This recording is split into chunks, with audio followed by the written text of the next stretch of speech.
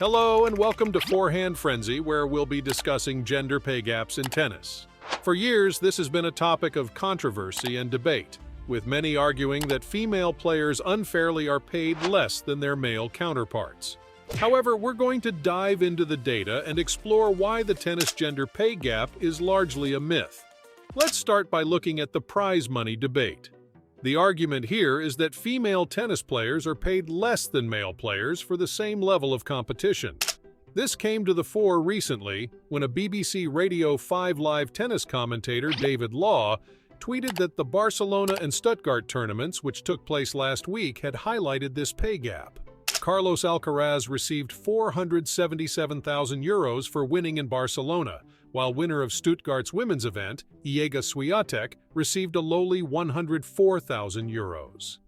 While on the face of it, this may appear like a straightforward case of gender discrimination, the facts simply don't support such a conclusion. The overall prize money pool for men's tournaments is higher than that of women's tournaments, but this is because men's tournaments typically feature more players and matches, and therefore generate more revenue. Any tournament that sells fewer tickets will generate less revenue to distribute to its participating players in the form of tournament winnings. And the inescapable reality is that, for the most part, outside of Grand Slam events, wherever they are held in the world, women's tournaments sell fewer tickets than men's tournaments do. Does that mean that thousands of tennis fans and spectators are behaving constantly in a sexist way, simply by virtue of their freely expressed decisions to purchase men's match tickets instead of women's? If not, that is, if thousands of tennis fans aren't sexist but simply enjoy paying to watch live men's tennis, then the only logical conclusion is that some would offer female players money from the men's game to disguise the fact that women's tennis is less popular than men's tennis and therefore generates less money. It's a difficult and uncomfortable topic, but evidently this form of virtue signaling-induced subsidization is already happening. When we look at the individual payouts for each round of major tournaments, we can see that the prize money is equal for both men and women. For example, in the 4 Grand Slam tournaments, both men and women receive equal prize money for reaching the quarterfinals, semifinals, and finals. Furthermore, if we compare the percentage of revenue that goes towards prize money for each gender, we can see that women actually receive a higher percentage. At the 2019 US Open, women received 63% of the total prize money, despite only playing 3 sets per match, compared to men's 5 sets. You could argue that if there is a gender pay gap, therefore, it favors women to the expense of men. Men are playing more games and matches, sometimes spending 5 hours on the court, serving faster and harder, selling more tickets, burning more calories, and experiencing more injuries, but being paid the same. By the way, before you get mad, what I just said was merely a series of facts and not an opinion. Another argument is that male players generate more revenue through sponsorship deals and endorsements, and therefore should be paid more. While it's true that male players tend to have more lucrative sponsorship deals, this is largely due to their higher profile and marketability, rather than any inherent bias in the sport. For example, Roger Federer, one of the highest-paid tennis players of all time, even to this day generates a significant portion of his income from endorsements with companies such as Rolex, Mercedes-Benz, and Uniqlo. However, this is largely due to his global popularity and success on the court, rather than any inherent pro-male bias that exists in tennis. Similarly, Serena Williams, one of the highest-paid female athletes of all time, signed numerous endorsement deals with companies such as Nike, Gatorade, LVMH, and JP Morgan Chase. Her success on the court and global profile have made her a highly marketable athlete, despite the fact that she competes in a sport in which women receive a smaller proportion of the overall revenue pool than men do in men's tennis. So, if the gender pay gap in tennis is largely a myth, what is the bigger problem facing the sport? The answer is that very few top players, regardless of gender, are able to make a sustainable living from tournament winnings and/or sponsorship deals. According to the International Tennis Federation, there are currently around 3,500 professional male players and 2,500 professional female players. However, only around 400 male players and 250 female players are estimated to make a living solely from tournament winnings and from sponsorship deals. This means that only 600 out of 6,000 professionals make a living from the sport. How likely are you to pursue a profession in which there is a 90% chance that you will not make a living? Very unlikely, I'm guessing. Therefore, the entire conversation surrounding gender pay gap disparities is a smokescreen and a distraction redirecting people's attention from the much bigger problem, which is that very few professional players can ever afford to pursue the sport as a career simply because it is not viable economically for them.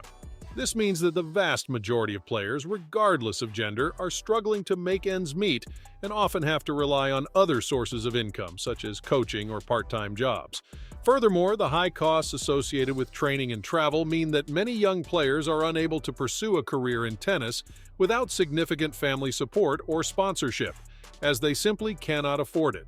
This means that talented players, regardless of their gender, are often excluded from the sport, and this is a much bigger and more entrenched problem than any perceived gender pay gap. For those outside of the top 100 ATP WTA rankings in the world, the financial picture is even bleaker. Players in the lower ranks often struggle to break even on the costs associated with competing, such as travel, lodging, equipment, and coaching expenses. If they don't progress to the later stages of tournaments, in many cases they will end up incurring significant financial losses, making it harder to continue in the sport. Like we said before, many players outside of the top 100 are forced to rely on other sources of income, such as part-time jobs, coaching, or financial support from family and friends. But any time spent working a part-time job for income is time not spent on developing or honing one's tennis skills, practicing serves, returns, and footwork, or playing in challenger tournaments. It takes players further from their dream, not closer to it. But the tennis season stops for nobody. Therefore, higher-ranked players who can devote time to practicing do so, enabling them to climb the ranking tables and exacerbating disparities between themselves and other less financially stable competitors. This can make it extremely difficult for poorer players to pursue their tennis careers and to compete at a high level, as they struggle to acquire the time or resources necessary to train and compete. On the other side of the coin, players ranked within the top 100 are generally able to make a sustainable living from tournament winnings and sponsorship deals. They are able to attract lucrative multi-year endorsement deals, which can help to supplement their income, pay for coaching, and provide them with more financial security. They can also afford to build and pay for teams of professionals dedicated to furthering their successes on the tour and traveling with them as they compete. Typically, these team members will include physiotherapists, coaches, friends, acquaintances, training or hitting partners, chefs, massage therapists, chiropractors, chauffeur, concierge, wellness doctors dedicated to nutrition and recovery, and many others. This entourage is often a vocal presence and can be seen supporting top players at the business end of Grand Slam tournaments. However, it's worth noting that even for players within the top 100 rankings, the financial realities of professional tennis can be challenging. While top players such as Novak Djokovic and Serena Williams can earn millions of dollars each year from tournament winnings and endorsements, many players within the top 100 may struggle to cover the high costs associated with training and travel, particularly if they are not winning matches on a consistent basis, with many sponsorship deals being contingent on players maintaining a successful record so as not to tarnish the brands they represent.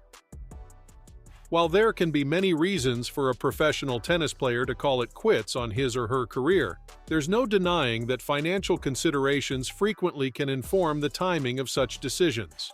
Here are 5 tennis players who gave up tennis in 2020 during the COVID-19 lockdowns and expressed their frustration with not being able to play or earn money. 1. Dominika Cibulkova. The former Australian Open finalist and retired Slovakian tennis player, Cibulkova, expressed her disappointment at not being able to play during the lockdowns in 2020. In an interview with CNN, she spoke about the financial struggles faced by lower-ranked players and how the pandemic had exacerbated those challenges. 2. Vasek Pospisil.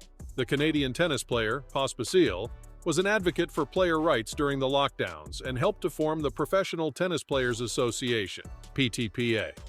In an interview with ESPN, he spoke about the difficulties faced by lower-ranked players during the pandemic and the need for more financial support for players at all levels. 3. Laura Siegemund. The German tennis player Siegemund spoke about the emotional toll of not being able to play during the pandemic in an interview with CNN. She talked about how tennis had been her life for so many years and how difficult it was to be unable to pursue her career during the lockdowns. 4. Robin Haase. The Dutch tennis player, Haase, spoke about the financial struggles faced by lower-ranked players during the pandemic in an interview with CNN. He talked about the challenges of not being able to earn money from tournament winnings and how this had affected his ability to train and compete. 5. Sabine Lisicki. The German tennis player, Lisicki, expressed her frustration with not being able to play during the lockdowns in a post on Instagram. She talked about how tennis had been her passion for so many years, and how difficult it was to be unable to pursue her career during the pandemic. These are just a few examples of the many tennis players who have been affected by the COVID-19 pandemic and the lockdowns that were implemented to prevent its spread. The pandemic has had a profound impact on the world of professional tennis, and many players have struggled to cope with the financial and emotional challenges that it has brought about.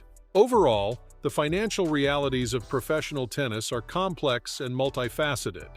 While the gender pay gap may be a topic of controversy and debate, the bigger issue is the lack of financial support and resources for players at all levels.